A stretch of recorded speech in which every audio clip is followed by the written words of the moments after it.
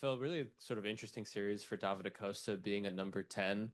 Do you want him to sort of like provide relief for the back line when they're being pressed, or do you want to sort of stay in that structured number 10 spot so when you do win the ball, they know where he's going to be? No, I want him to score.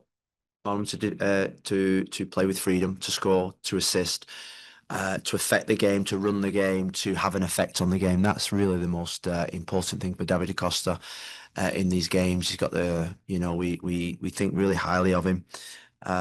These big games need your big players, and he's one of our biggest players. And so I always think with instructions, there's a lot nowadays when you look all over social media. You guys are all obviously on social media, and every other post is a tactical element, a tactical post. And I think that we've gone so far the other way where I think players are overloaded. Where this game's about simplicity. Simplicity for me is always genius, and David just needs to play to his level. I apologize for asking one more sort of tactical question, but San Diego, sort of like you guys at times like to overload on those wings. Yeah. And I was asking Velda about, he said the communication is very important with the left back when they have, Godoy, Dreyer, Andy, and Poacher all together on the right Yeah. side. How do you like to defend that? Do you have to break your shape a little bit to properly handle that? Well, I mean, at the end of the day,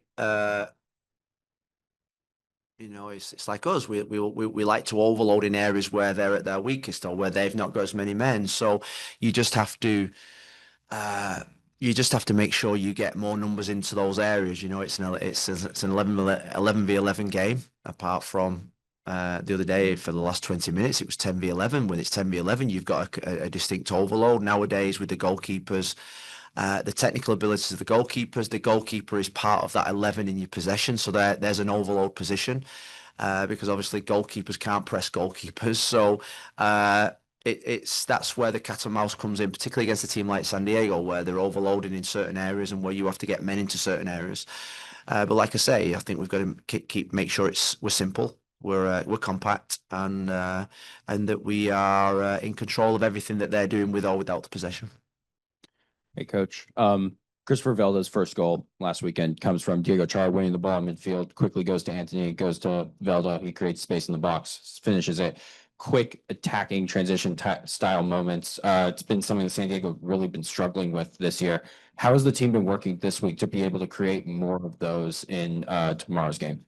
Yeah, I mean, if you think about the chance that Anthony had, Diego Chara wins the ball him behind to Anthony and probably should score in that respect. I think if you go back to the LA Galaxy game back in the season when we went away from home, you think about the 3 goals we scored there, particularly the last 2 goals, counter-attack through Da Costa to Anthony to Kelsey.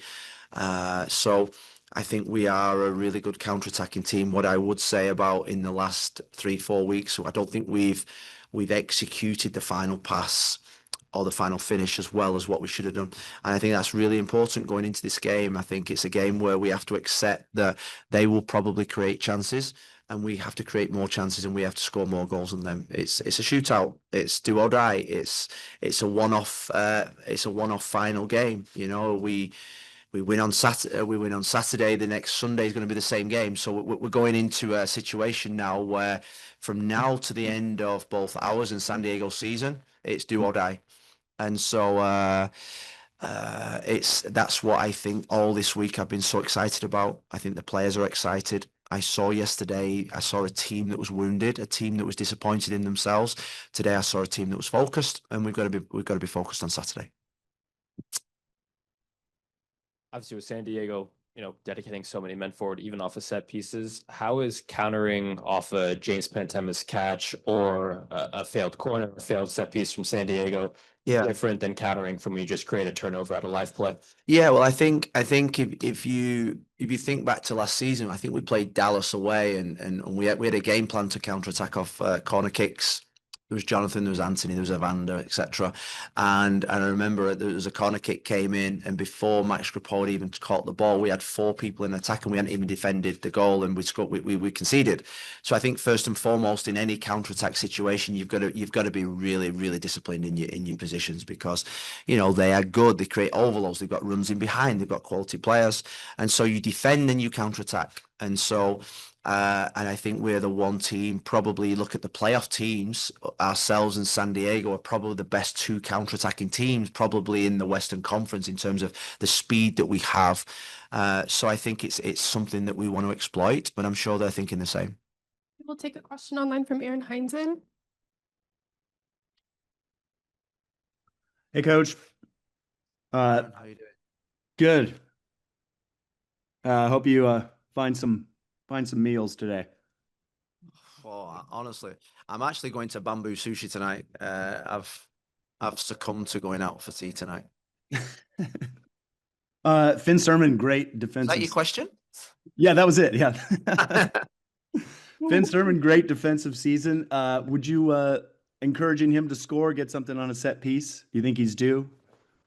Well, he only scores for New Zealand. I think that's part of his contract, I think, at this moment in time, which is what we told him this morning. So no, he's had a fantastic season. His job first and foremost is to keep the ball out the back of the net, is to defend the goal, is to stay with 1-2s, defend 1v1s, 2v2s, head the ball away, and we're super pleased with how he's doing. Obviously, what I've been challenging in him and the rest of the back four, particularly the centre backs, Kamal, Zupa, Zach. Kamal had a really good chance in the last game, scored the game before that, scored a brilliant goal in Vancouver, is that we need 3-4 goals from the centre-back position. I don't think we've got that this year. I think Zach scored in the US Open Cup and Kamal has scored. So we're probably 3-4 goals down on where we should be from that position. So that's a big challenge heading into these big games. One more from me. Just as far as when San Diego lose the ball and try to press it back quickly from you, and you guys are trying to get out on the counter, what do you see from Ashala, Chara, whoever's in that midfield? What's their role, or how? My question, I guess, is what's everybody looking to do to get on the ball, hang on to it for a second, to buy time for those guys to get forward? What's that conversation like? Yeah, I mean, I think we had some really good counter-attack situations. I think the one thing I would say is that when you win the ball, the most important thing in football is to connect the next pass. You know, because there's that you lose possession, you want to win the ball back as quickly as possible. You know, we've seen that with many teams. We saw that with San Diego. So to connect the next pass almost kills their sort of like transition as well. So connecting the next pass, having composure on the ball, finding, connecting and securing possession of the ball is vitally important. I feel in the 2 games against San Diego, we haven't done that as well as we should have done. You think about the goals we conceded in the home game was from our possession. When we've won the ball, is securing the next pass, keeping possession of the ball. So that's something that we have to be better in these games coming up, and we will be.